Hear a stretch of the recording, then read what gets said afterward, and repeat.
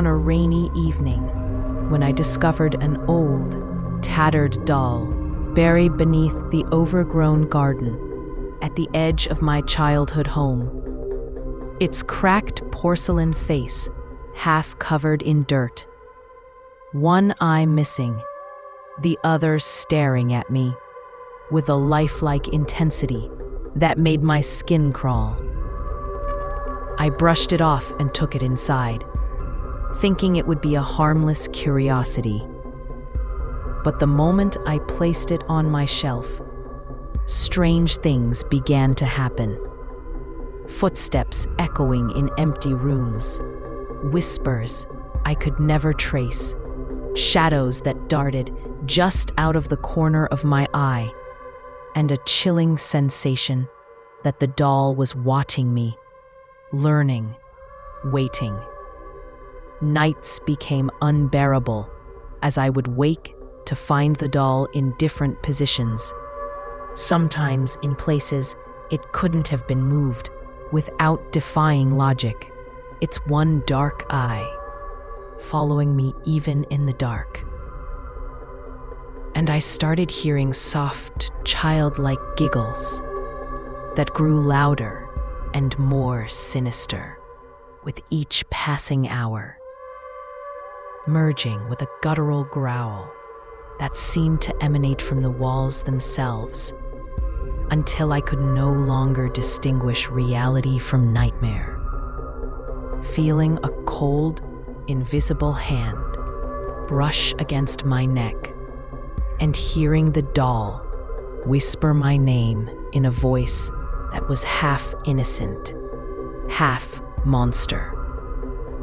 I tried to get rid of it, locking it in the attic, burying it in the garden, throwing it into rivers, but every attempt failed. Each time, I would find it back in my room, sitting on my bed, its tiny hands reaching toward me, a faint smell of decay lingering around it, and the air growing heavy, oppressive, as though the house itself were breathing with malevolent intent. I watched as it began to manipulate my life, objects moving violently, mirrors reflecting impossible images of myself with hollow eyes.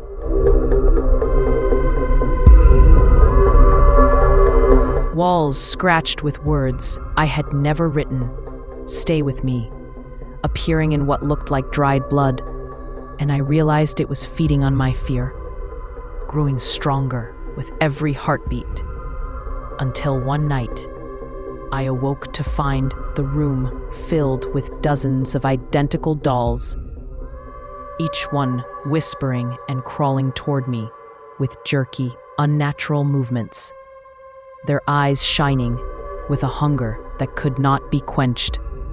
And I understood that this was no ordinary toy. This was a vessel for something ancient, something that had been trapped in the porcelain shell for decades, waiting for a soul foolish enough to awaken it. As I screamed, I felt the cold weight of a small hand clamp over my mouth, dragging me toward the shelf, while the original doll's eye glowed a deep crimson, and the shadows of the room twisted into monstrous forms, merging with the dolls, forming shapes that should not exist. And I realized in terror that it was about to claim me completely. Then, in a sudden frenzy, the dolls lunged, their tiny porcelain teeth sinking into my arms and legs, blood spraying across the walls and floor, the room echoing with my screams, the doll laughing maniacally, and in the blink of an eye, everything stopped. The room was empty, silent, spotless, the blood gone as if it had never happened, and I had vanished without a trace, leaving only the doll sitting innocently on the shelf, one eye black, the other glinting red, staring out at anyone who dared to enter, silently waiting for its next victim. And if you ever find it, remember, once it sees you, it never forgets. And one day, it will take you too.